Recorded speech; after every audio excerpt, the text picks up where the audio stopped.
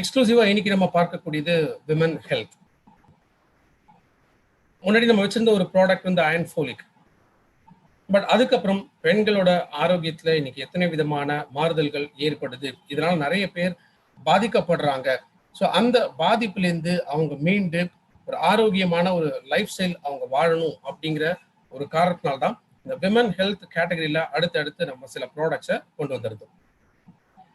இதில் இருக்கக்கூடிய நம்ம பார்க்கக்கூடிய ப்ராடக்ட்ஸ் இதெல்லாமே இன்னைக்கு ரொம்ப காமனாக ஃபேஸ் பண்ணக்கூடிய ப்ராப்ளம்ஸ். அந்த காமன் ப்ராப்ளம்ஸ்லேருந்து அது அக்ரவேட் ஆகி லைஃப் லாங் இருக்கக்கூடிய சிவியர் ப்ராப்ளம்ஸாக பெண்களுக்கு ஏற்படக்கூடியது.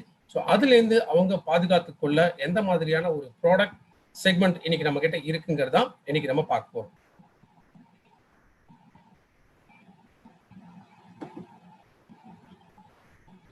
ஸோ பெண்களோட வாழ்க்கையை பொறுத்த வரைக்கும் 3 ஸ்டேஜஸ் அப்படின்னு நம்ம சொல்ல முடியும். தட் இஸ் ஒன்று மெனார்கி. மெனார்கி அப்படிங்கிற ஸ்டேஜ் பீரியட்ஸ் ஆரம்பிக்கக்கூடிய அந்த வயது. 2வது மதர்ஹுட், அதாவது ஒரு தாய்மை பருவம். 3வதா மெனோபாஸ், பீரியட்ஸ் ஸ்டாப் ஆகக்கூடிய அந்த வயது. ஸோ இந்த 3 ஸ்டேஜஸ்ல லைஃப்ல நிறைய டிரான்சிஷன்ஸ் ஆர் பலவிதமான டிரான்ஸ்ஃபர்மேஷன்ஸ் ஏற்படுறதுனால இது அதிகமாக எமோஷனல் ஸ்ட்ரெஸ்ஸை பெண்களுக்குள்ள ஏற்படுத்தக்கூடியது. அது மட்டும் இல்லாமல் வாழ்க்கையில சில நெகட்டிவ் எக்ஸ்பீரியன்சஸ் அப்படின்னு சொல்லுவோம். லைக் ஒன்று இன்ஃபர்டிலிட்டி, குழந்தை இல்லாத ஒரு தன்மை.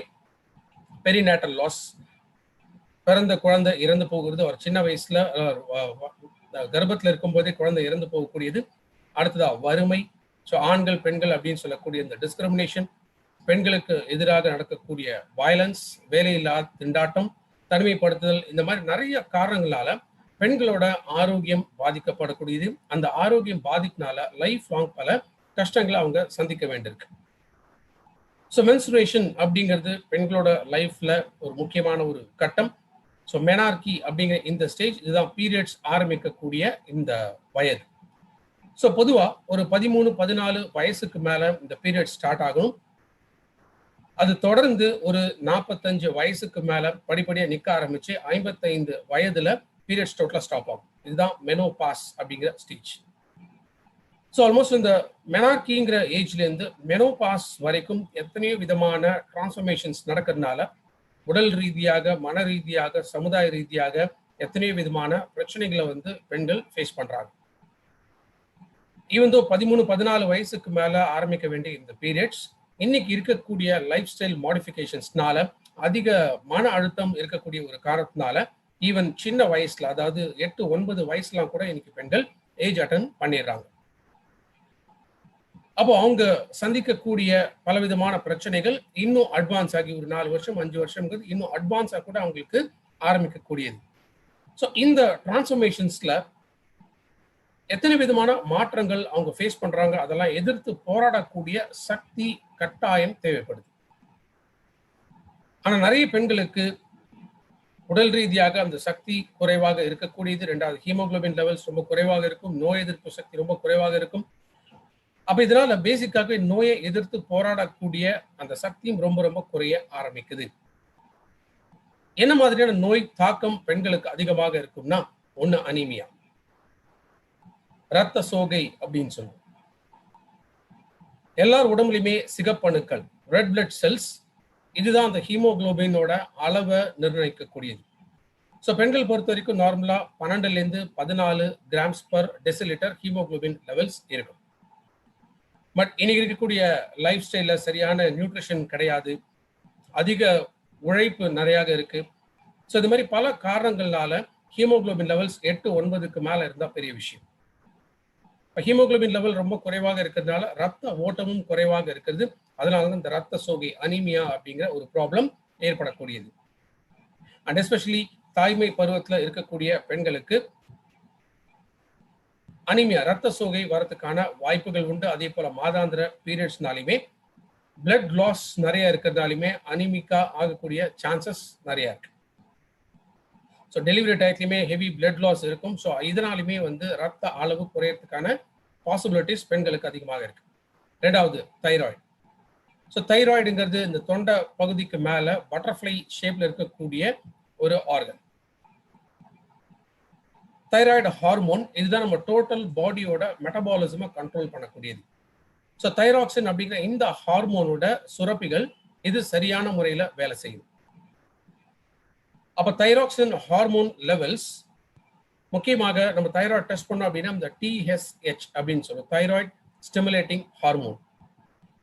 ஸோ இந்த TSH அப்படிங்கிறது ரொம்ப அதிகமாக இருந்துச்சு அப்படின்னா இது ஹைப்போ தைராய்டு அப்படின்னு சொல்லுவோம். அதே ரொம்ப ரொம்ப குறைவாக இருந்துச்சுன்னா அது ஹைப்பர் தைராய்டு. ஸோ ஹைப்பர் இல்லை ஹைப்போ தைராய்டுல ஒன்று உடல் எடை வேகமாக ஏறிக்கிட்டே போகும், இல்லைனா உடல் எடை வேகமாக குறைஞ்சிக்கிட்டே வரும்.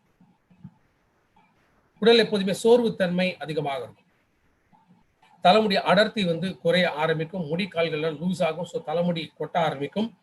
ஸோ ரொம்ப சீக்கிரத்திலேயே தலைமுடி நரைக்க ஆரம்பிச்சிடும்.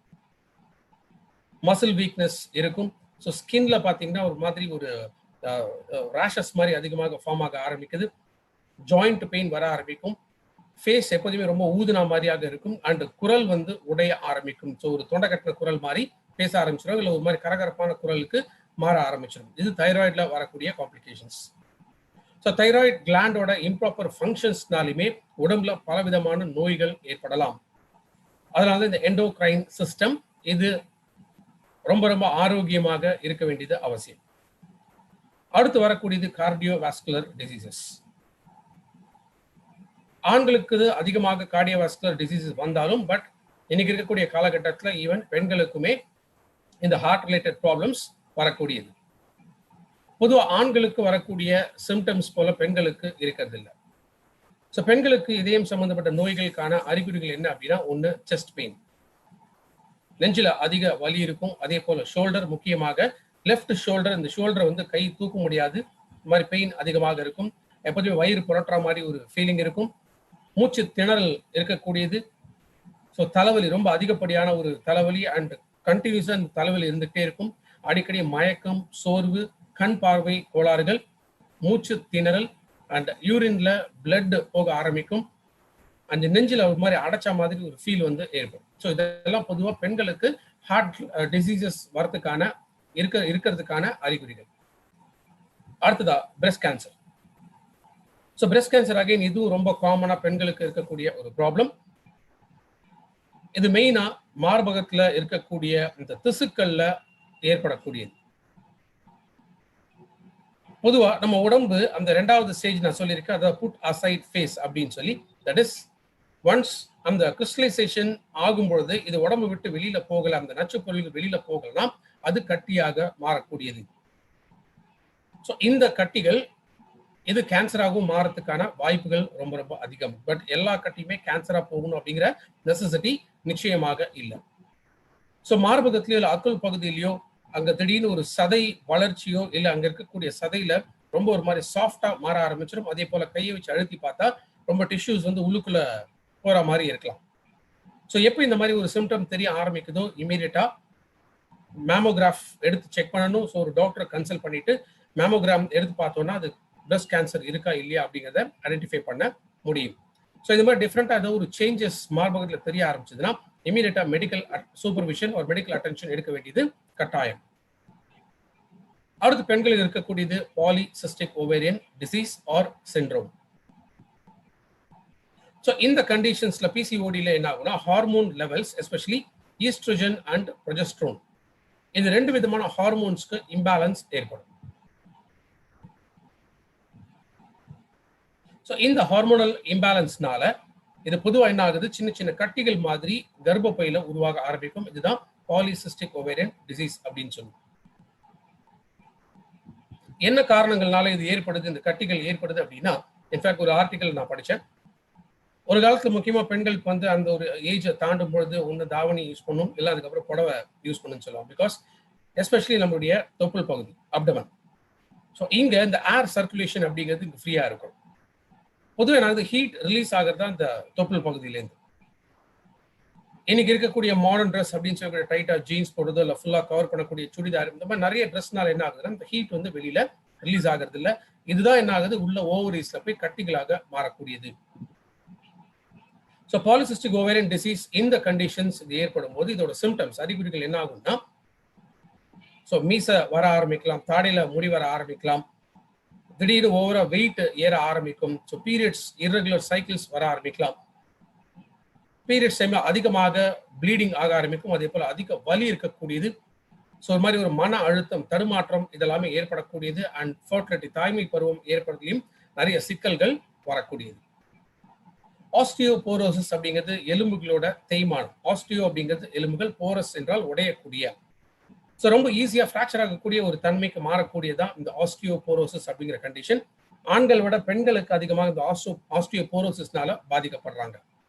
ஏன்னா பொதுவாகவே பிளட் லாஸ் இருக்கிறதுனாலுமே எலும்புகளுக்கு இந்த கால்சியத்தோட அப்சார்ப்ஷன் குறைய ஆரம்பிக்குது. சில பெண்களுக்கு எலும்புகளோட தேய்மானம் ரொம்ப ஃபாஸ்டா இருக்கும். ஸோ ஃப்ராக்சர் ஆகிறதுக்கான பாசிபிலிட்டிஸ் இருக்கு. சில பேருக்கு வந்து முதுகு அப்படியே கூன் போட ஆரம்பிக்கும், ஸ்பைன் அப்படியே வளைய ஆரம்பிக்குது. சில பெண்களுக்கு கால் அப்படியே எக்ஸ் மாதிரி வளைய ஆரம்பிச்சிடும். ஸோ இதெல்லாமே ஆஸ்டியோபோரோசிஸ்க்கான சில அறிகுறிகள். முக்கியமாக 50 வயதை தாண்டும் போது மெனோபாஸ் ஸ்டேஜ்ல ஏற்படக்கூடிய முக்கியமான பாதிப்பு இந்த ஆஸ்டியோபோரோசிஸ். அதே போல யூரினரி ட்ராக் இன்ஃபெக்ஷன்ஸ். அகைன் ஆண்கள் விட பெண்களுக்கு அதிகமாக ஏற்படக்கூடிய ஒரு ப்ராப்ளம் இந்த யூரினரி ட்ராக் இன்ஃபெக்ஷன்ஸ். ஸோ இதை பத்தி டீட்டெயில்டா நம்ம அடுத்த ப்ராடக்ட்ல பார்க்கலாம். ஸோ இத்தனை விதமான ப்ராப்ளம்ஸ் இதெல்லாமே காமன் டிசீசஸ் அப்படின்னு நம்ம சொல்ல முடியும். இதை தவிர எத்தனை விதமான நோய்கள் பெண்களுக்கு ஏற்படக்கூடியது. பட் இதெல்லாமே கிரானிக் டிசீஸ். இது வரைக்கும் நம்ம பார்த்த எல்லாமே இந்த கிரானிக் டிசீசஸ் ஒன்ஸ் அது வந்துருச்சுன்னா லைஃப் லாங் இந்த ப்ராப்ளம் அசோசியேட் ஆகக்கூடியது. எதனால் இதெல்லாம் ஏற்படுதுன்னா ஹார்மோனல் இம்பேலன்ஸ். ஸோ இந்த ஹார்மோன்ஸ் அப்படிங்கிறது நம்ம உடம்புல இருக்கக்கூடிய கெமிக்கல் மெசஞ்சர்ஸ். மூளை ஒரு விஷயத்த சொல்லுது அப்படின்னா அதை கம்ப்ளீட்டா நம்ம உடல் அது டிரான்ஸ்ஃபர்மேஷன் ஆகணும், ஆர் அந்த மெசேஜை கேரி பண்ணும். எல்லா நரம்புகள் மூலமாக இந்த மெசேஜ் டிராவல் ஆக ஆரம்பிக்குது. அப்ப இந்த ஹார்மோன்ஸ்ல ஏற்படக்கூடிய இம்பேலன்ஸ்னால இந்த மெசேஜஸ் கேரி ஆகாது. அப்ப நம்ம ஒரு விஷயம் செய்யணும் அப்படின்னா கூட அதுல அதிகமாக ஒரு மந்தத்தன்மை, ஒரு கிளாரிட்டி கிடைக்காம ஒரு தடுமாற்றம் அப்படிங்கிறது நிறைய ஏற்படும். மெயினா நம்ம ஒரு நரம்பு மண்டலத்தில் இருக்கக்கூடிய இந்த டோபமைன் ரிசெப்டார்ஸ் அப்படின்னு சொல்லும் நரம்பு மண்டலத்தோட செல்ஸுக்கு பேர் தான் நியூரான்ஸ். ஸோ இந்த நியூரோ டிரான்ஸ்மிட்டர்ஸ் இது கரெக்டா ஒர்க் ஆகணும். அப்பதான் இன்ஸ்டன்டா அந்த மில்லி செகண்ட்ஸ், மைக்ரோ செகண்ட்ஸ்ல நம்ம என்ன பண்ணுங்க அந்த ஆக்ஷன் இமீடியட்டா பிரெயின் கொடுக்கக்கூடியதை நம்ம எக்ஸிக்யூட் பண்ண முடியும். எஸ்பெஷலி ஹார்மோன்ஸை பொறுத்த வரைக்கும் நம்ம பாடி மெட்டபாலிசம், தட் இஸ் உணவு செரிமானம், அதுல இருந்து கிடைக்கக்கூடிய ஊட்டச்சத்துக்கள் செல்களுக்கு முழுமையாக போய் சேரணும். அதே போல பெண்கள் பொறுத்த வரைக்கும் ரீப்ரொடக்டிவ் சிஸ்டம். ஸோ தாய்மை பருவம் சரியாக அடையணும் அப்படின்னா அதற்கு இந்த ஹார்மோன்ஸோட இம்பேலன்சஸ் டோட்டலா கண்ட்ரோல் ஆகணும். ஸோ இந்த இம்பேலன்ஸ் ஏற்படும் போது என்ன ஆகுது? 2 விதமான ஹார்மோன்ஸ் நம்ம பார்த்தோம். ஒன்று ஈஸ்ட்ரோஜன் இல்லைன்னா ப்ரொஜெஸ்ட்ரோன். ஸோ இந்த ஹார்மோன்ஸ்ல ஒன்று அதிகமாகலாம் இல்லைன்னா ரொம்ப குறைவாக இருக்கலாம். ஸோ ஆண்கள் கூடிய ஹார்மோன்ஸ் இது அதிகமாகும் போது தான் ஃபேஸ்ல முடி முளைக்க ஆரம்பிக்குது, மீசை தாடையில முடி வருது, இதெல்லாமே ஏற்படக்கூடியது. அதே போல குரல் எல்லாமே ஆண்கள் போன்ற மாறக்கூடியதுக்கான கண்டிஷன்ஸ் தான் இந்த ஹார்மோனல் இம்பேலன்ஸ்னால ஏற்படக்கூடியது. ஸோ ஈவன் ஒரு சின்ன சின்ன மாற்றங்கள் கூட இது லைஃப் லாங் சீரியஸ் இஷ்யூஸாக கொண்டு போய் விடக்கூடியது. ஸோ ஹார்மோன்ஸை எப்போதுமே கரெக்ட் பண்ண வேண்டியது ரொம்ப ரொம்ப அவசியம். என்னென்ன காரணங்கள்னால இந்த ஹார்மோன்ஸ் இம்பேலன்ஸ் ஏற்படும்? ஒரு தைராய்டு இம்பேலன்ஸ் இருக்கிறதுனால ஹைப்போதைராய்டிசம் இல்லை ஹைப்பர் தைராய்டிசம், இதனால ஹார்மோன்ஸ் டோட்டலா டிஸ்டர்ப் ஆக ஆரம்பிக்கலாம். சர்க்கரை நோயினால அதிக மன அழுத்தம் இருக்கக்கூடிய சூழ்நிலையில வாழக்கூடிய பெண்களுக்கு சரியான நேரத்தில் சரியாக உணவு எடுக்காத ஒரு கண்டிஷன்ஸ்னால ஊட்டச்சத்து பற்றாக்குறை ஏற்படக்கூடியது. இதனாலுமே ஹார்மோன்ஸ் டோட்டலா டிஸ்டர்பன்சஸ் ஆகலாம். மெடிகேஷன்ஸ், சில ஸ்டெராய்ட்ஸ் மாதிரியான மெடிசன்ஸ் எடுக்கும்போது இது ஹார்மோன்ஸை டிஸ்டர்ப் பண்ண ஆரம்பிக்கும். அதே போல கான்ட்ரசெப்டிவ்ஸ், குழந்தை பிறக்காம தடுக்கிறதுக்கான சில மெடிசன்ஸ், இதனாலுமே ஹார்மோன்ஸ் டிஸ்டர்பன்ஸ் ஆகலாம். இது ஒரு அடிப்பட்ட ஹாஸ்பிட்டலைசேஷன் ஏற்படும் பொழுது அப்போ அந்த ட்ரீட்மெண்ட்ல இருக்கக்கூடிய சில பாதிப்புகள்னாலுமே ஹார்மோன்ஸ் கம்ப்ளீட்டா டிஸ்டர்பன்ஸ் ஆகலாம். அண்ட் ஏர்லி மெனோபாஸ், மேபி ஒரு 45 இயர்ஸ்ல இந்த மெனோபாஸ் ஆரம்பிக்கும் போது ஹார்மோன்ஸ் டோட்டலா டிஸ்டர்பன்சஸ் ஆகும். ஸோ தாய்மை பருவம் இருக்கக்கூடிய பெண்களுக்குமே பிகாஸ் கருவில் இருக்கக்கூடிய குழந்தைங்களுக்கும் அந்த ஃபீடிங் போகணும். அப்போ அந்த பற்றாக்குறை, ஸோ சரியான உணவு எடுக்கல அப்படின்னா அப்போ அந்த பற்றாக்குறை ஏற்படுது. இதனாலுமே ஹார்மோன் டிஸ்டர்பன்சஸ் ஆகலாம். ஈவன் பிரஸ்ட் ஃபீடிங் இருக்கக்கூடிய பெண்களுக்கும் இது டிஸ்டர்பன்சஸ் ஏற்படுத்தக்கூடியது. அண்ட் சில விதமான கட்டிகள், எஸ்பெஷலி மார்பக புற்றுநோய் அவர் உடம்புல வேற ஏதோ ஒரு இடத்துல வரக்கூடிய இந்த புற்றுநோய்கள், எதனாலுமே ஹார்மோன்ஸ் டிஸ்டர்பன்சஸ் ஏற்படலாம். ஸோ ஹார்மோன் டிஸ்டர்பன்ஸ் ஆனதுக்கான அறிகுறிகள் என்ன? ஒன்று அதிகப்படியான உடல் எடை. ஸோ நமக்கே தெரியாம திடீர்னு இந்த வெயிட் கெயின் இருந்துகிட்டே இருக்கும். ரெண்டாவது ஸ்கின் எல்லாம் ஒரு மாதிரி அந்த மாய்ஸ்சர் இல்லாம ரொம்ப ட்ரையா மாற ஆரம்பிக்கும். ஆர் ஸ்கேலிங் அந்த மாதிரி ஸ்கின்லாம் ஃபாஸ்டா வந்து உரிய ஆரம்பிக்கும். வாட்டர் ரிட்டென்ஷன் நீர் தக்க வைக்கக்கூடிய தன்மை இல்லாமல் போகும். ஸோ லாஸ் ஆக ஆரம்பிச்சிடும்.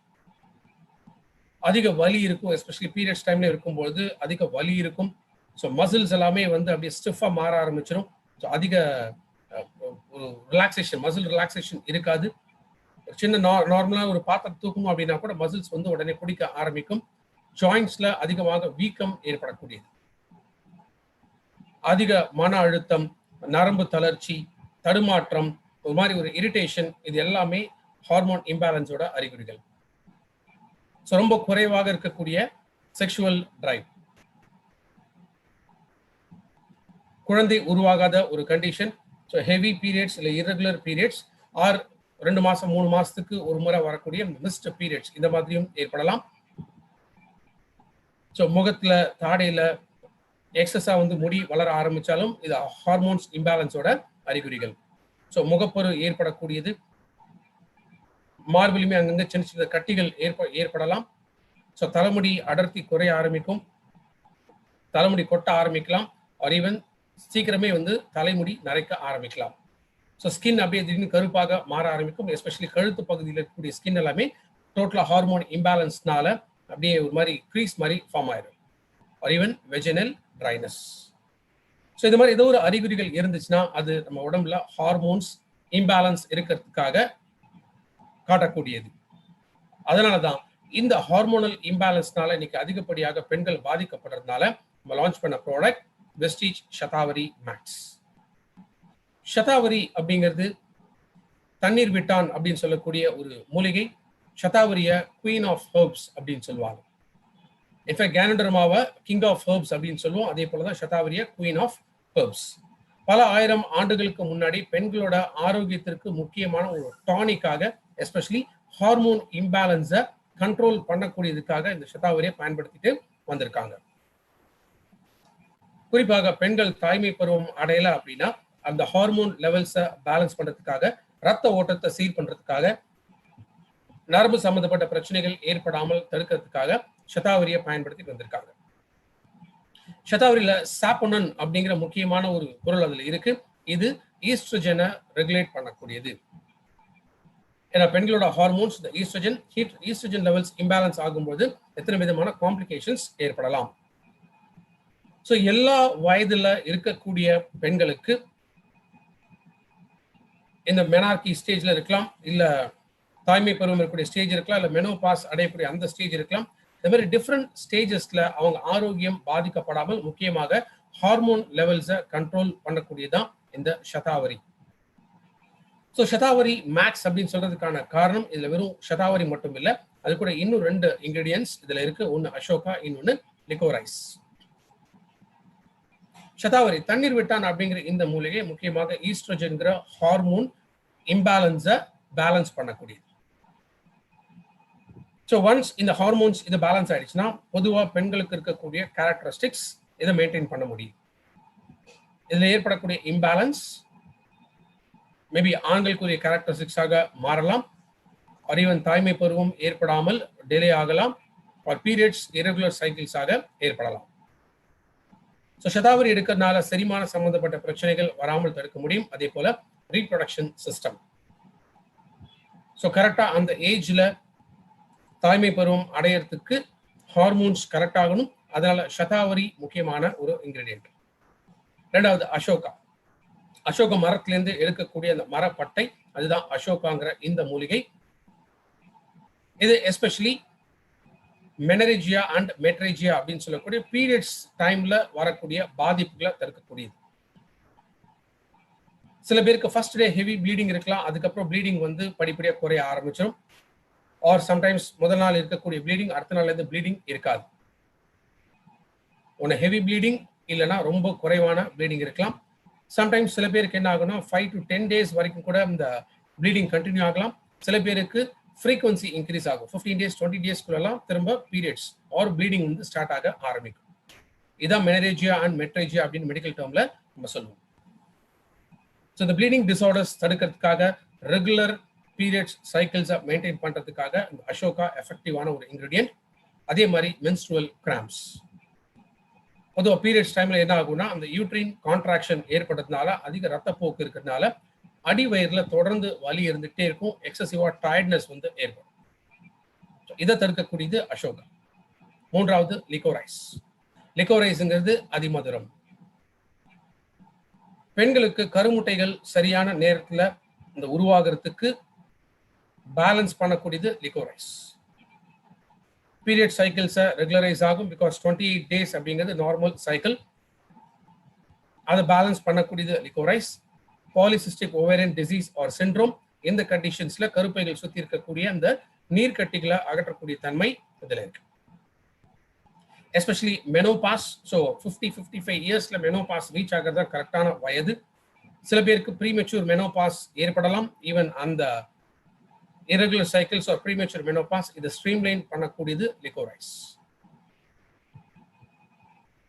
ஸோ பேசிக்கா ஈஸ்ட்ரோஜன் லெவல்ஸை பேலன்ஸ் பண்ணிட்டு இந்த 3 சைக்கிள்ஸ்க்குமே பெண்களுக்கு எந்த விதமான பாதிப்பு ஏற்படாமல் ஹெல்த்தியான ஒரு லைஃப் ஸ்டைலை மெயின்டைன் பண்றதுக்கு சதாவரி மேக்ஸ் முக்கியமான ஒரு ப்ராடக்ட்.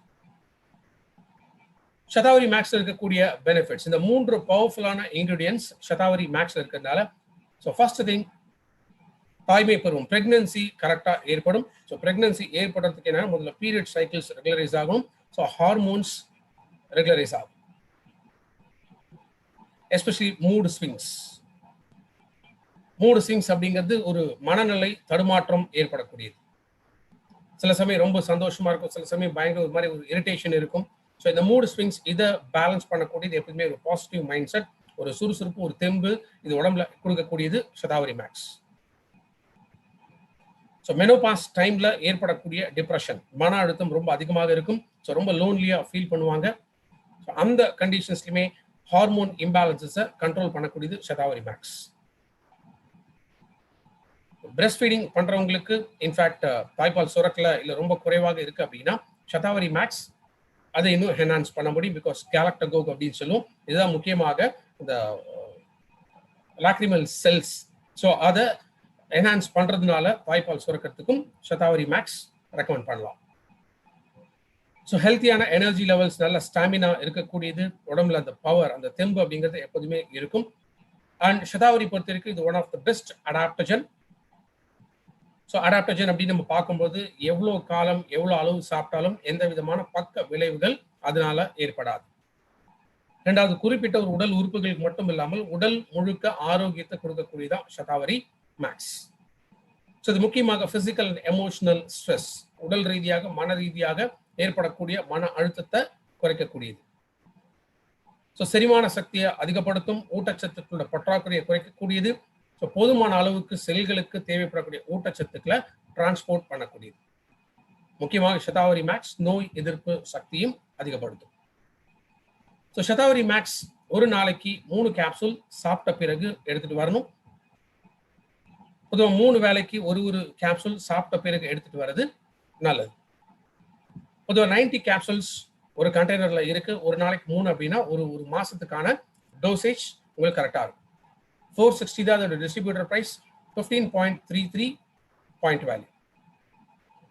பொதுவாக லேடிஸ் பொறுத்த வரைக்கும் ஏதோ ஒரு காம்ப்ளிகேஷன்ஸ் இருக்கு, டாக்டர் போறீங்கன்னா so doctor consultation, medicines, treatment இது எல்லாமே சேர்த்தோம்னா டெஃபினட்டா மோர் தென் 1,500 ருபீஸ் ஒரு டைம் போனாலே நமக்கு செலவாகும்.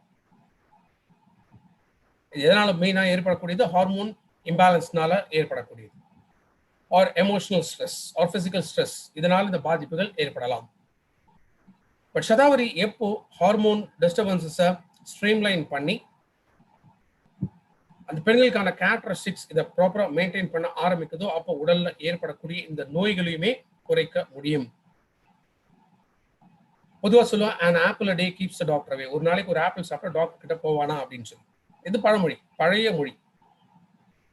ஸோ புது மொழி, வெஸ்டிஜோட மொழி என்ன கேட்டீங்கன்னா, ஒரு நாளைக்கு ஒரு 3 கேப்சூல் சதாவரி இருக்கிறதுனால டாக்டர் கிட்ட போக வேண்டிய அவசியம் ஏற்படாது. ஸோ ஜஸ்ட் 460 ருபீஸ்ல ஒரு மாசத்துக்கு உங்களுக்கான ஆரோக்கியத்தை நீங்க மெயின்டைன் பண்ண முடியும். ஸோ காம்ப்ளிகேஷன்ஸ் இருக்கு இல்ல அப்படின்னு பத்தி யோசிக்காம 12 வயசுக்கு மேல இருக்கக்கூடிய எல்லா பெண்களுமே எத்தனை வயசு வரைக்குமே சரி டெய்லி சதாவரி மேக்ஸ் எடுக்கிறது ரொம்ப ரொம்ப நல்லது. பொதுவாக சதாவரி பொறுத்த வரைக்கும் இது ஒரு நேச்சுரல் ஹெர்ப். பெரும்பாலும் எந்த விதமான சைடு எஃபெக்ட்ஸ் இதுல கிடையாது. பட் சில காஷன்ஸ் மட்டும் எடுக்க வேண்டியது நல்லது. சின்ஸ் சதாவரி வந்து ஆஸ்பாரகஸ் அப்படிங்கிற ஒரு ஃபேமிலியை சேர்ந்ததுனால இன்கேஸ் யாருக்காவது இந்த ஆஸ்பாரகஸ் அலர்ஜி இருந்துச்சுன்னா அவங்க அவாய்ட் பண்றது நல்லது. முக்கியமாக ப்ரோலாக்டின் லெவல்ஸ். ஸோ ஒன்ஸ் பெண்கள் அது பிரெக்னென்ட் ஆகும்போது இந்த லாஸ்ட் ஸ்டேஜ்ல என்ன ஆகும்னா இந்த ப்ரோலாக்டின் லெவல்ஸ், இந்த ஹார்மோன் லெவல்ஸ் இன்க்ரீஸ் ஆகும். ஸோ அதனால தான் பிரஸ்ட் ஃபீடிங் பண்றதுக்கு கரெக்டாக அந்த பால் சுரக்க ஆரம்பிக்கும். பட் ஆல்ரெடி ப்ரோலாக்டின் லெவல்ஸ் அதிகமாக இருக்கக்கூடிய பெண்கள் சதாவரியை அவாய்ட் பண்றது நல்லது. Because excess milk production start ஆயிடும்.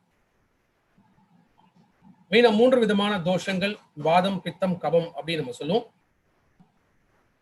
இந்த கபம்ங்கிற தோஷம், கபம் அப்படின்னு பார்த்தோம்னா ஒண்ணு நிலம் அண்ட் ஆகாயம், இது ரெண்டுத்துக்கு சம்பந்தப்பட்ட கேரக்டரிஸ்டிக்ஸ் இருக்கிறவங்களுக்கு கபம்ங்கிற தோஷம் இருக்கு அப்படின்னு சொல்லுவோம். ஸோ சதாவரி எடுக்கிறதுனால ஆல்ரெடி கபம் தோஷம் இருக்கிறவங்களுக்கு அது இன்னும் அக்ரவேட் ஆகும்.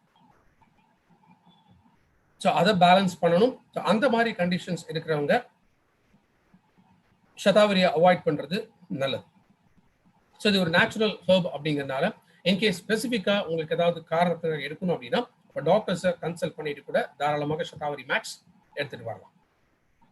ஸோ சதாவரி அடுத்து நம்ம லான்ச் பண்ணிக்கிற ஒரு முக்கியமான ப்ராடக்ட்